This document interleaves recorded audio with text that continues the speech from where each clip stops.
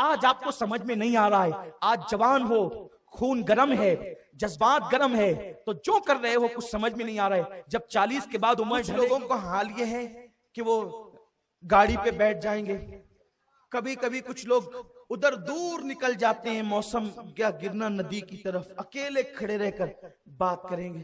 خدا جانے اتنی لمبی بات کس سے کی جا رہی،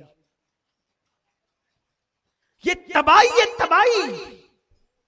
آپ پڑھے لکھے لوگوں سے پوچھئے کہ یہ جو موبائل ہوتا ہے نا، اس موبائل کا تعلق سیٹلائٹ سے ہے، اور یہ ہر وقت ٹاور کی طرف اپنی توجہ کو مبذول رکھتا ہے، وہ اس کو کھینچتا ہے، وہ اس کی شعاؤں کو، اس کے پاور کو اپنی طرف متوجہ کرتا ہے۔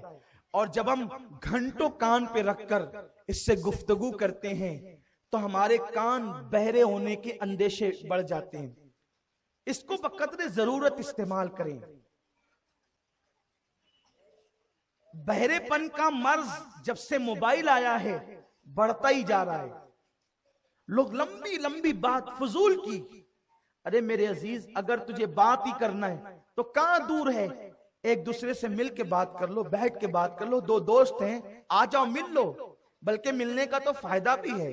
اللہ کے حبیب علیہ السلام فرماتے ہیں جو مومن کسی مومن سے ملنے جائے تو جانے والے کی اور جس کے پاس گیا اللہ دونوں کی مغفرت فرما دیتا ہے۔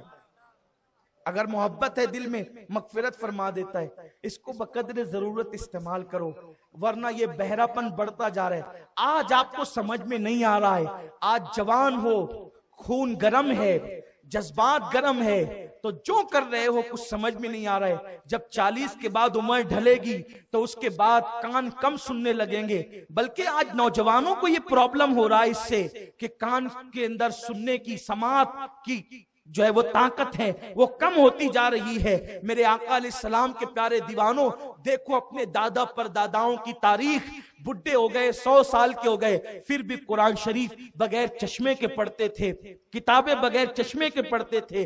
آج حال یہ جیسے ہی نیند سے آپ اٹھتے ہیں، نیند سے اٹھنے کے بعد سیدھا ہاتھ موبائل کی طرف جاتا ہے۔ نیند سے اٹھے آنکھیں کھول کر کے موبائل دیکھ رہے ہو تو اس کی جو تیز شعاعیں ہیں وہ آپ کی آنکھوں پر، چونکہ آنکھ دیکھنے سے تقریباً 8 گھنٹے 5 گھنٹے 2 گھنٹے تک بالکل آرام میں تھی، یعنی اسے ابھی دیکھنے کی جو ہے وہ دیکھنے کے لیے وہ آنکھیں تیار نہ تھی۔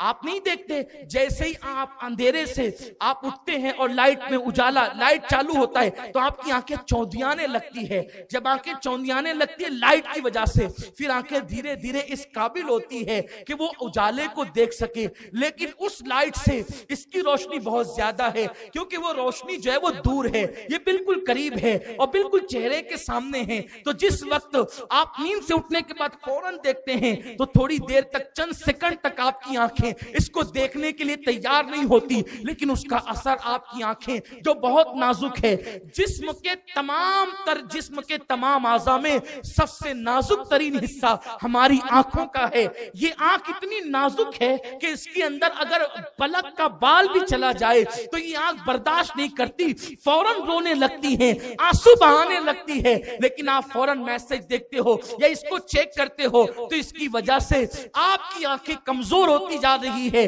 اور آپ نابینائی کی طرف، اندھے پن کی طرف بڑھتے جا رہے ہیں۔